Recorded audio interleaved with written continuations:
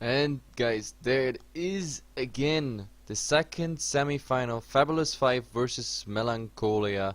And we're Hefla TV, I'm Heflamoke. With me is Coucher, and I really hope this is gonna be an amazing game. Let's hop into the draft. Yeah, as always, the bans are almost similar to the exact of the first semi-final, with the Invoker and the Lycan being taken out by either team. Will we see the Ancient Apparition being left out though? I don't think so, but it's a possibility. I don't think so. And first semi-final we saw it in both games, but Melancholia they banned out the Doombringer, so maybe they want some picks already that definitely do not want to get doomed. Maybe even like the Ember Spirit. Yep, I actually like it. So they're kind of the combo breakers at the moment, because the last two games I'm kind of sick of seeing Dooms and AAs all the time, and then Lycans and Invokers just being banned. Like, I want some change, and now this Doom ban gives more space for, yeah, something else. The question is now, FAB5, do they go for the AA ban, which is, I guess, the smartest way to go for it. But then again, Melancholia could save something like, for example, the Batrider initiation for themselves. Yeah, it's just so hard to just find the right bans, because even though you do get two bans and four all together, it still leaves so many strong heroes in the pool. So FAB5 they can't really make up their mind. One thing is banning the possible first pick for Melancholia, but then again, you don't want to ban anything that you yourself could pick up as the first two picks for yourself. So they ban out the Batrider and Melancholia. Ancient Apparition is a possibility, but depending on their preferences, they might go for something like a Dazzle or Centaur instead as well. Yep, definitely. And, well, they decided for the Batrider, and I don't know. Let's see. AA. My vote is still on AA. Like, we saw this hero having such an impact in each and every game. Last game was really the best example of what happens if you do not stop the AA. Indeed, it was. It was like 18-minute level 11 Haganims, Ancient Apparition, and that's exactly what they go for. Yep. Surprise, surprise, it is a AA. I'm guessing FAB5, the Centaur is most likely going to be one of the pickups now. Although they could go for something like Nyx Assassin as well as maybe a... Yeah, Ember. There it is. I guess the Flame Guard is really good against the Ice Blast. Yep, definitely. Ember Spirit, I like it simply because he has the Flame Guard as some sort of protection against the AA, and they also save the Clockwork for initiation. I mean, Batrider is out, banned by themselves, so they go for the second sort of initiation, like direct initiation. The hookshot is on the pitch. Well, I like it so far. It's definitely not bad, and depending on what Melancholia is going to go for, I think FAB5 actually might want to pick up a Lifestealer on top of what they already have. By the way, it changed. It's not Melancholia anymore, it's Melancholia actually now. Yesterday it was just a typo. Like, they changed from SFZ to Melancholia, and today it's Melancholia. Because yesterday apparently that was a typo. Doesn't make too much matter. Doesn't matter to me. No, but I'm just saying, I just see it because yesterday the C wasn't there. Like, just look at yesterday's VOD. Definitely it wasn't there. Yesterday it was Melancholia, and I hated the name anyway, but now it makes sense because it is Melancholia. So yeah, yesterday that was a typo after all. Well, stuff like that happens, I guess. Do you think they changed their logo though? I hope, but I don't think so. Like, the logo is really, well, distasteful. Let's say it like this. But either way, let's go back to the draft. They picked up Mirana. Yeah, so not going for maybe the strongest pickup, but a very nice utility hero, and Mirana. You almost see her like at least 70% of the games, it feels like. Just the Moonlight Shadows is such a strong ability early on, as of course the Sacred Arrow. The potential to make great things happen. Yep, yesterday we saw the impact of the early Moonlight Shadow. If she gets level 6 pretty fast, like each and every time the first Moonlight Shadow pretty much prevented 2 or 3 deaths for their own team, just because the other team was not prepared. I think we only had one, yeah, I guess yesterday we had one fight where actually the enemy team brought a set of dusts before they went into like a potential Moonlight Shadow use. So yeah, but all the other times, I don't know how many kills went away just for the reason that Moonlight Shadow was there and no detection whatsoever. Indeed, and well, the bans now for Melancholia are the Chen, I guess taking out some pushing potential, but the Bane ban, I'm not too sure what that's all about, to be honest. No, well, yeah, it really doesn't make any sense to me, because why would you ban out the Bane? Because if you have the Mirana, like if the Bane at all, it would be on your side, and I don't see why FAB5 would go for it. But then again, maybe we see a Lifestealer coming out, that would explain it. Yeah, the Lifestealer is like the only one that you don't want the Bane up against for sure, so it's a possibility, unless FAB5 grab it for themselves beforehand, although having two melee carries may not be the best thing, but then again, the Ember Spirit can go in with the Fire Remnants, with the Infest damage, and so can the Clockwork. Yep, definitely possible. So I don't know. We have to see about this. But as I said, it's a strange pick, and I think we see the reason for it later in the pick. I mean, the gen is quite easy to explain. Well, they don't want the early push potential on the auras given. Storm Spirit, Centaur, Warren are absolutely standard bans, I guess. Even though the Scent, most teams leave it quite untouched, even like ban-wise at the moment, because like either team just wants to pick it up. I was actually surprised that the Clockwork, for example, got chosen over the Centaur Warner, but I guess they just prefer the Clockwork initiation after the Bat Rider got banned. Yeah, I guess it's probably team preference. The Clockwork, I mean, I think the Centaur is somewhat stronger, but if the Clock gets an early start, he can definitely disrupt the team fights and do just as greater things as a Centaur could. It's just, the Centaur is usually like more of a stable pick, I feel like, because the Stampede can be used globally. Yep, definitely. Although now, Melancholia, they don't seem to be having any direct, like, direction of where they actually want to go with their draft at the moment. They definitely had quite the fast bans with the Bane and the Chen, but now they're like, what the hell do we actually go for? Yep, they use both quite some chunk of their bonus time there. Well, they potentially need either an offlaner or a safe laner if they want to go on the aggressive tri-lane. But maybe they want... Yeah, I just want to say, if my Nake's prediction is correct, then I would have picked it now as a third pick, simply because, I mean, FAB5 will have that ban first, so if they say like, okay, they picked, I don't know, a Bane, maybe they want to go for an Axe, so they could just take it out. So it's kind of dangerous what they do at the moment, I think.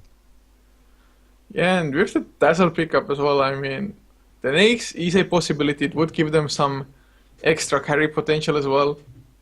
And the Nake's can fight early on, as can every single hero that Melancholia currently has. But yeah, FAB5, they don't go for the Lifestealer, obviously, as they go for a Luna instead. So having two strong carries with the Luna and the Ember Spirit already. Yep. And I mean, last game we saw a Luna as well, but like was taken out by the Doom instantly. But since Melancholia banned the Doom, that's definitely not an option. So the Luna definitely having some more air to breathe here. It's really nice actually not to be afraid of the Doom. It's like always a possibility that one hero gets completely taken out of the fight, but not the case this time around, and doesn't look like they want to go for the Lifestealer. At least it wasn't their initial intention, because otherwise I think they would have picked it up straight away now. Yep, but I mean, I still like, I'm so curious what's coming here, because like you ban out the Bane when you have the Mirana, you pick the Dazzle support, the AA support, so you could have gone for the Bane as the third support, plus something for mid, Mirana going for a farming build.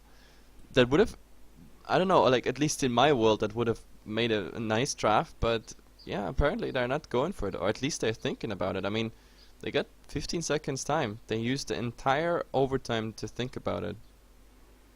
Well, the Lifestealer would be really good, because the Lifestealer can just man fight up with the Luna and the Ember, but they go for the Wraith King instead. That's, Actually, I like this one. I Well, I like that. mean, he can tank up the Eclipse, die once, slow everybody, and come back. Yep. And that slow, by the way, that slow is so heavy. It's just crazy. If everybody is affected about it, it's really it's very slow and it's very long. As in, yeah, you don't really get the way. Like most of the time, you're barely out of range for his stun when he's already respawned. So, yep, I definitely like it. The only question is, do we see another core? So is this a support Ref King or do we see a farming one? I want to Uh, see a support one because I still think it's an amazing well, support. that would mean that the Dazzle or the AA has to be the farming one, so I'm guessing it's gonna be a farming Wraith King. Well, I let's see. really don't think the AA or the Dazzle will take the farming spot away from that because that would leave them just way too weak in the late game. It's like they need the heavy right click damage to bring down the Luna and the Ember Spirit. And the Ember Spirit is really vulnerable actually to just pure physical damage, at least early to mid game. So Brave King definitely isn't a bad option there. Yep. But now, I don't know. They take their standard time. They got 45 seconds left, whatever it is, but it has to support. Maybe they get even some more pushing power in, because at the moment, like pushing ways, they don't have much. A Rasta would do the trick, I guess. Yeah, it wouldn't be too bad either, but I mean, always having the Rasta is so nice, I think. Just the burst damage, the lockdown, and the pushing from the Serpent Ward. It's so damn strong, although at the moment, maybe they want to go for something a little bit tankier even. I don't know. They take the entire overtime. It's a vengeful spirit. Well, at least they get another stun. So we look at chains, hookshot, the visage familiars, of course, the mini stun by Luna, and vengeful spirit. So they definitely got enough to interrupt TPs whatsoever. Yep. And of course we have the Luna vengeful aura stacking. And for the other side, it's gonna be a puck. So the mid is kind of settled. It's gonna be puck versus Ember Spirit, and I actually like it because the puck does not have an easy time with the Ember Spirit if he goes for the chains build. Yeah, it definitely won't. The puck should be able to farm up, especially early on the levels, before Ember gets like level 3 into Searing Chains. But in this game, I'm actually not too sure if the Ember is gonna go for the max Chains slight build because the Flame Guard definitely could be useful, but I still prefer just going for the max damage build. Yep, Flame Guard definitely. just way too defensive. Oh, and there's instant DC by the AA, but we use that time to introduce the teams pretty fast. We have TOP top playing on the Ember Spirit. We have Kubashi playing the Clockwork. The Vengeful Spirit is Emily, I guess. That's how you pronounce it, Emily. Like Blomst is on the Luna, and Gimli plays the Visage. And for Radiant, for Melancholia, Khan, Noonien, Singh, playing on the Mirana with Manen, on the puck, leaving Ninja Tech to play the Dazzle.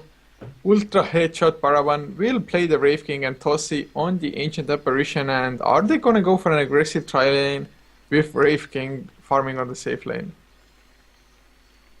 I I have no think. idea. But like, I was just googling up Khan Union Singh again. Like yesterday, I already told you it is the character from Star Trek, and you didn't know it. But today I was thinking like, oh, maybe I was wrong. But because for some reason I have in my head it's called Khan Union Soon, but it's actually Khan Union Singh. So yeah, it's the character from Star Trek. I was absolutely right about that. So, but yeah, it is Cool story, man. Triline. You infidel. So you actually watched like the original series. Yep. And even now in the new movies, which I don't like, but still, like even there he's a character because they go back in history. In like the last two movies, they were playing around the classic series, of course, with all new actors except for Spock. Like Nimoy is still there, but oh well. Let's not go into Star Trek because I used to like my entire childhood. I used to be like such a hardcore Trekkie. Man, I just watched Dragon Ball, man. Oh, no, that is crap, man. No, man, it's the foundation of all awesome anime. No. Well, no, I'm not gonna argue that. For me, this is bullshit. Anyway, let's talk about the wards. There is one ward coming out by the clockwork, giving him vision into whatever is coming there from the trail line. They don't go for block whatsoever, and there's no other ward coming out so far. But like Khan, he has one ward, and he's maybe gonna use it for either the top rune here, or maybe it's also gonna be a defensive ward. But on the dire side, we have now the top rune is being warded on a very traditional spot, so no surprises so far coming out of there. Dazzle has pretty much the last observer, but so far he didn't use it. I guess, I don't know, with this ward position they don't have any vision on any rune at the moment, so okay, and it actually gets, wow, it gets stomped here on the lane. That's pretty interesting. Yeah, they just want to make sure that they have vision of the clockwork at all times, I guess. And clockwork actually doing a pretty nice job cogging in at least 2 creeps, so the creep equilibrium should go slightly towards the dire tower now, which he's definitely happy about. And Khan on the top lane already taking heavy amount of harassment there from the Vengeful and Gimli on the Visage. And what I don't like is that he eats these trees away, because these trees sometimes save your life, because you can get out of vision. Like whenever you get dove under the tower or something, then yeah, those trees sometimes save your life. I hate it also in pubs when people eat those creeps away. But like on the other offlane we have pretty much the same. The Dazzle is gonna harass the clockwork out, but he's already level 2, so the creep lob was kinda successful. Yeah, it's always nice if you hit at least a fast level 2. Sometimes it's just like 0 points of XP for a long period of time. But he did find something, and Mirana on the top lane, like I was talking about 0 XP, that's exactly what she has. And now in the mid lane she's fishing for an arrow, but top just exactly standing behind the ranged creep. Yep, but top can't really do anything at the moment. Like the Puck with the Null's Talisman, he's just having that advantage. And with that arrow. Oh my god, that was so close actually. And by the way, we see a Flame Guard build coming out. 2 points in Flame Guard at the moment. He does not prefer the chains over it. Well, I mean, nice change. I guess it makes sense. Arrow misses again, Illusion Orb does hit, so if the arrow would have hit as well, that would have been a 100% first blood there. But yeah, like I was trying to say, that even though the Flame Guard is making sense to me with the Illusion Orb, with the Waning Rift, and of course Ice Blasts flying around, maybe the arrow into the Starstorm, the Flame Guard definitely has its uses, but like we can see already, it doesn't give him any laning presence against the Puck really, because he doesn't do any damage to the Puck, and the Puck can just feel free to harass and do whatever he wants.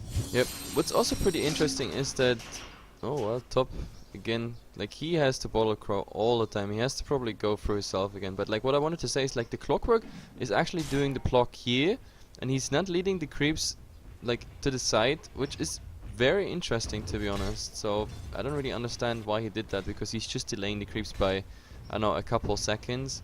So, but I mean, still, the Ref King not having the best lane control here, so he's level 3.5 almost. So it's going quite well for him. Compared that to the Mirana, then oh well, level 1, 3 minutes into the game. Yeah, that's absolutely horrible for the Mirana so far, and it's not like a Nature's Prophet or something else on the offlane that can just go into the jungle, get some farm that way. He's just not even level 2, and because he went for the Sacred Arrow first, she can't really try to get some XP on top lane, because without a leap, she's way too vulnerable. Oh, and there's an arrow flying, but just hitting the range creep. Well, easier last hit for the Puck, I guess. Oh, the Courier coming in way too deep, but there's the Flame Guard actually, Puck taking some harassment, but level 2 Flame Guard still gets just taken out with 1 Illusory Orb almost. Yep, but now it's, he has 2 points in chains and Flame Guard, and now he actually swaps into chains. So he just went for the 2 points in Flame Guard for the simple reason that like he can absorb some of the orbs. There is now a double damage spawning. That's actually dangerous double damage. Oh, yeah, there's the magic missile onto the Mirana. But Mirana does not deny the rune. That's interesting. Yeah, there's the Searing Chains as well. He's taking a lot of damage with the double damage, and Vengeful Spirit gets the first blood. Flame Guard activated by top 5. So he should be fine, has a full bottle now left as well. Oh, and bottom, they want to die with the clockwork. Oh yeah, they're going for the clockwork, but mid lane, Puck is gonna die in the meantime. They should get a counter kill at least, they do as well on the bottom. Yep. But top in the mid lane, Ember Spirit just having a blast, getting the assist on the first blood on the Mirana, and now killing off Puck as well, the double damage. Puck just didn't think that top would just come in with the low HP that he had, searing chains up, a few right clicks, and that was about it. Yep. I mean, going aggressive there on a level 1 Mirana without leap, that was just absolutely suicidal. I mean, with leap, he would have been any time away, but Ember Spirit nice in spotting it out that he does not have leap. After the arrow came, which was a very short duration arrow, he just died by the right clicks. And of course the double damage being there helped as well. And now the tier 1 goes down. So we have 3 kills already on the board. The tier 1 bottom is down. I think we have a short glimpse into the graphs. Well, FABs used to have actually a quite nice lead. But now it's going gold-wise for Mel, simply because of the tower. XP-wise, then again, FAB5 definitely, having over 1000 right now. Yeah, it's looking better for them because Clockwork is getting a lot of XP from now with the tier 1 going down. Finally, Ninja Tech goes for the pull, but the Dazzle is only level 2 himself. Tossi is level 3 on the Ancient Apparition, but mid lane Ember Spirit gets another kill on the Puck. Wow. Just the rotations coming in. And that was a solo. There is no rotation. There was no rotation. Oh, they didn't do anything, really? No, not a single point cast whatsoever. Oh this god. Was just a solo kill. And actually he's going for Flame Guard now as well. 3 points there, and actually not a single point in Sleight of Fist, which is rather weird. You would usually have at least one. And the Eclipse coming out by the Luna, like very nicely waiting there. The creep wave was not there yet, and Mirana just not fast enough with the leap. The leap actually has been used before, or I think has been used there, and she just died while doing it, but I didn't even see it. Fact is, she just dies, so the Mirana just not getting into this game. Yeah, the Mirana, and I was really afraid that this might happen as well. That's why I really hoped that they would go aggressive tri-lane around the Mirana and leave Wraith King solo against the Clockwork. Because this Mirana just... They will have a pretty much solo core Wraith King at the moment. Yeah, I'm already swapping to net worth because like the last hits kinda don't represent how it goes at the moment. I mean, obviously the the Luna is having a very nice time up there. Like she just got the solo kill, plus she's having free farm all the time, absolutely lane control. And now we see actually go on. Oh, Fire Remnant after him as well. The Shallow Grave does come out. Poison Touch as well. The Dream Coil used. But there's the TP out by the Ember Spirit just in time. Oh, the arrow just came a bit too late. But yeah, going back to the net worth. Oh, there's actually a rocket flying, but yeah, it won't find anything. The net worth at the moment, of course, Luna absolutely leading. The Ref King following behind because he also got quite nice farm. He got the kill, like, oh, he was at least part of the kill for the Clockwork, or on the Clockwork, and he also got the tower. So that's kind of the good thing for Melancholia at the moment. But like, if you look at Mirana, like, she's just among the supports at the moment. Nothing really worked out for her. And I don't know, also the Puck is now falling. Yeah, and the Ember is again on the hunt. Yeah, if he gets the Searing Chains, the Silence comes out, but now there's the Chains, a few right clicks and the Flame Guard burn damage as well. Killing spree for the Ember already. Yep, not a single point in Fist and still getting the kills just by the Chains damage and then the Flame Guard of course ticking. And that's an 8-minute Midas now on to the Wraith King. Well, it will help him catch up to the Luna just a little bit. And still the Mirana, like level 3, now probably level 4 with the next creep, but yeah, still, this is not the game you want to go for. Now, oh, in mid, yeah, they're going Dazzle. again. Dazzle in big trouble, uses the Shallow Grave, Ember Spirit with the Haste Run. Searing Chains will actually get the kill, and Puck slows down, getting slowed down rather by the Grave Chill, but nothing more happening because top has to use the bottle charges to get some mana back, but once he has the mana, he actually might go in again. Yep, definitely. The Puck really has to be careful, because there's also now a level 2 Soul Assumption just waiting till he does not have phase shift anymore. This is just looking disastrous of a start for Melancholia at the moment.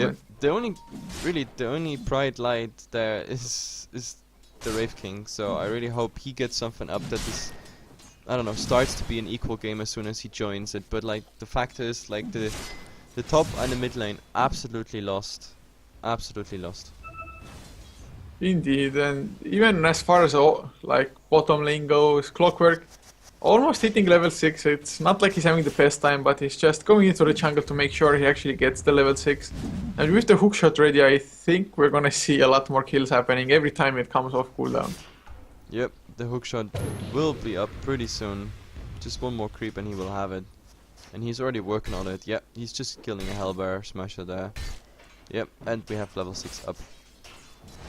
Probably just gonna go home, maybe TP towards the lane, and top 5 wants to go aggressive, get silence up. There's the poison touch as well, but the fire remnant damage, a nice shallow grave as the arrow misses, but there's the dream coil. I think Ember Spirit finally overextended and he falls to the puck. Oh, that's 540 really nice. gold. Yeah, the puck is gonna be really happy about this overextension. 540 gold. The only thing they have to trade at the same time is, of course, the tier 1 might actually fall down. Like, she already got 1 point in Moonglaves, so yep, she can easily push out that creep wave. There's enough. Well, the next creep wave is coming, but there's still 2 creeps left, so this tier 1 will definitely fall. There's also no answer by Melancholia coming out at the moment, so second tier 1 going down right now. Oh, mid lane, Dazzle might be in trouble. The hookshot comes in by Cubashi with the battery assault, level 3. What an Easy easy pick-up. kill for him. Like, the Dazzle didn't even move there. Yeah, the Dazzle was completely AFK. He stood at the exact same position for quite some time there. Maybe he Yep. was shopping or don't know. Yep, it's definitely something you don't want to do when there's a newly level 6 dinged clockwork on the pitch. Indeed, and well, like I said, once he gets the hookshot, more kills will start to happen. It's really a shame that Ember Spirit went way too deep, and actually looks like he's going for a BKB build, Ogre Club, first item. Yeah, I guess why not? I mean, there is the AA, there's the arrow, the poison touch, the stun by the Wrath King. With the BKB early, he can go for it, but now we see the puck having the With the invisibility Ice Blast rune. coming in as well. There's the Silence coming out with the Illusion, Dream Coil as well. The Poison Touch, actually Fire Remnants away with the Flame Guard. He's not gonna shatter for sure. And there's the swap coming out to the Dazzle. Easy counter kill, and they might go for the puck as well. The Fire Remnant comes out, but there's no mana for the Searing Chains, unfortunately. Oh, that Ember is going man mode. Look! Oh my god. Oh, just dodged the arrow with the Nice Sleight of one. Fist. That was amazing play. The arrow just about to hit, and with the fist on 3 creeps, he's actually dodging it. So, wow, like, nice plays coming there out by FAB5, I have to say that. Yeah, Now that he's, oh definitely my god, helped he's them. finding a double damage rune, but, oh my god, the Wraith King not even contesting it. Like, yep, double damage on the Ember now. This is gonna be really dangerous. The next fight, I don't know. If I was Melancholia, I just don't want to take that fight. I think they actually might want to go in with another vengeful swap. And they have the hookshot as well. They're all around the middle lane area except for the Luna who's farming the Ancients. So this might be a huge clash actually. Both teams just focusing on the middle area at the moment. But Yep. there's Moonlight Shadows on the Mirana now. He has it level 6 finally. Oh, the arrow comes in as well. Top 5 gets it, Illusory. Nice swap out defensively. Top 5 might be safe, but no, can't really heal up. But Mirana, Shadow Grave comes out with the Moonlight Shadows over Cuba. She's stunned up before the Power Cogs come out, and he's gonna fall as well. He gets the Cogs, but doesn't do any damage. But top 5, he bought back, came back in, going for the Ancient Apparition, gets that 1 kill, but he gets code beated up actually, and Ultra Headshot just going for the right click. He doesn't care if he dies. He has his reincarnation. Oh, He but he gets has to swapped. be careful though. Like, there's no familiar stun, but like no chains either because the Ember actually went out of range. That's interesting. I actually thought they follow up because there's nothing else. It was just a Dazzle, but Shallow Crave is on a very long cooldown. They could have killed that Wrath King, to be honest. Magic Missile was ready, the chains were ready, the Slow by the Visage and the Soul Assumption. I think he would have had, no, maybe just mana for one of it, but still. They wanted to go in, but now Arrow. there's the arrow onto the Vengeful with the Ice Blast flying in as well. The Ice Blast actually missed, but the Starstorm does get the kill and can't do anything. Finally making some work happen. A nice Dream Coil with the Silence as well onto Gimli and top 5. They might get a couple kills here. Ember Spirit on the run, but Grey Fire Blast, they will grab that one as well. But Luna with the Eclipse, Luna. level 2 coming in, gets 1 kill. Puck going down as well. Yeah, very nice. Very nice there. Like, this was horrible for FAB5, but with the Luna saying hello, the first time she shows herself pretty much into like all those fights, yep, that definitely worked out for her. And like for her, it's a nice intermezzo. She's been farming all the time, pretty much solo. Like, she even cleared out the Ancients, which is now also, yeah, being stacked by a Dark Troll Summoner here.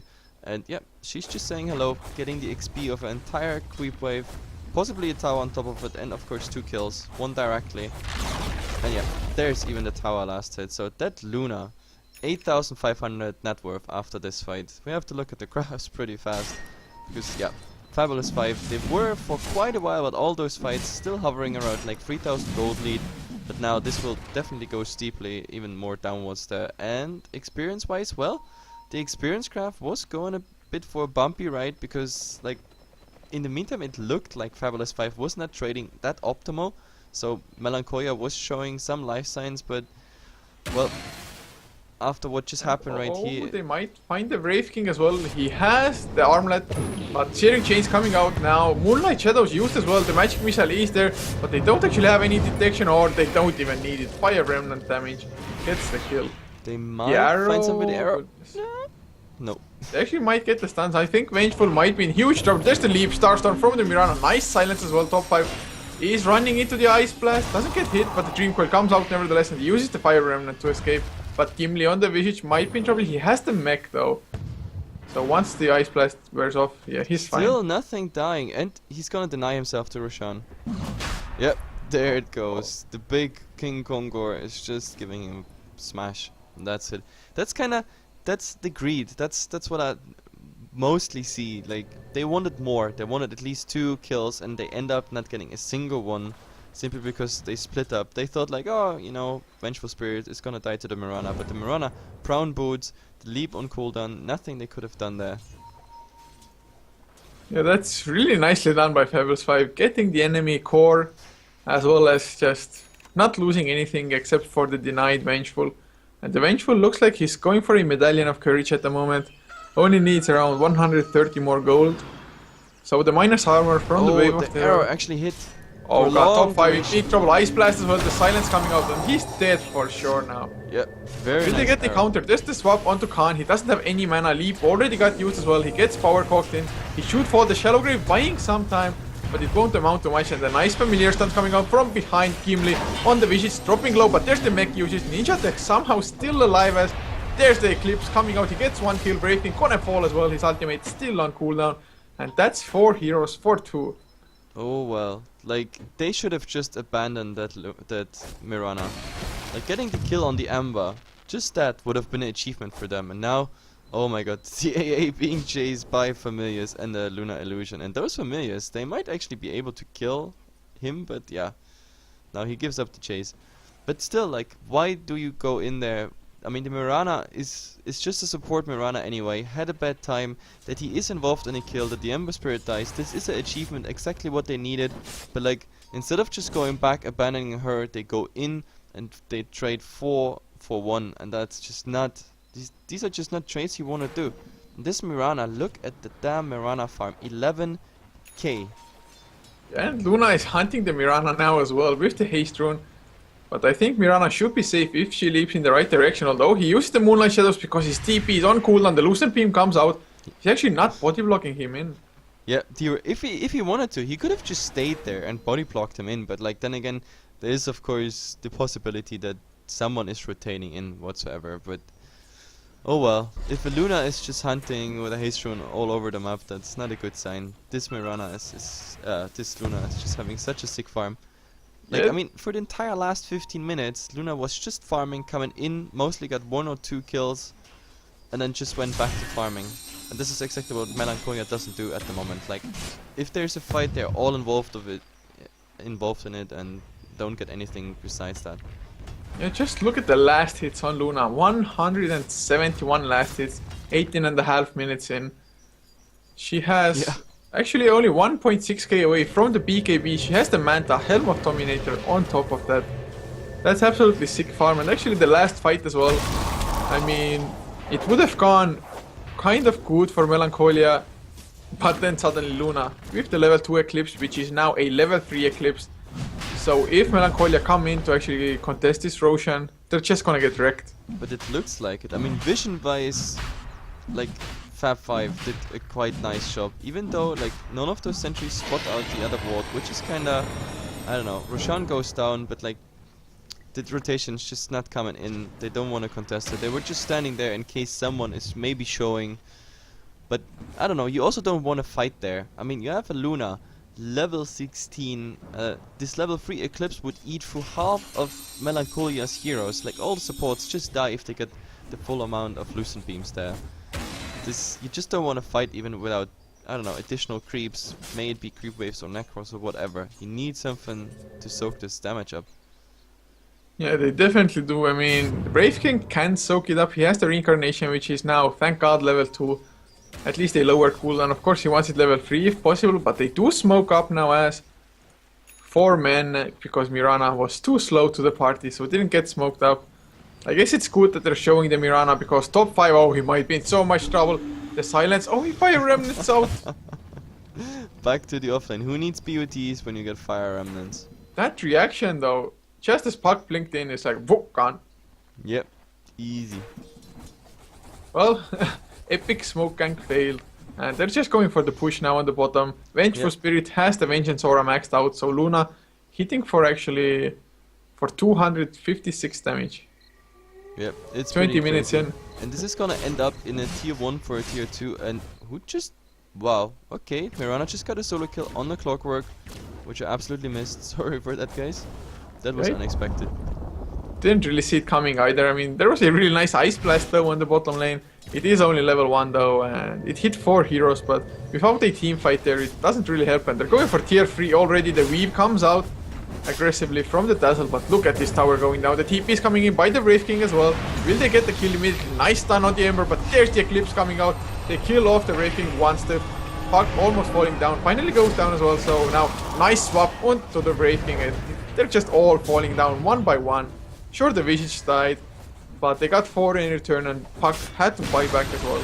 Yep, and the Luna just not caring. She just does not care at all. She still has the Aegis. Like, the Ice Blast didn't even hit anyone there. It's... oh well. Anyway, the GG is out. Absolutely deserved. FAB5 showing that they're in a much better shape. Like, draft-wise, I would have said this is sort of equal, but like the laning stage, just horrible. The offlane was a disaster. The mid lane turned out to have a nice start, but then with the first blood from there, and it just went downhill. And the Wraith King free farm against the Luna free farm is just, yeah, nothing that can keep you in the game. Anyway, guys, this is a best of 3. We're Hefla TV. Game 2 will be up in a second, so just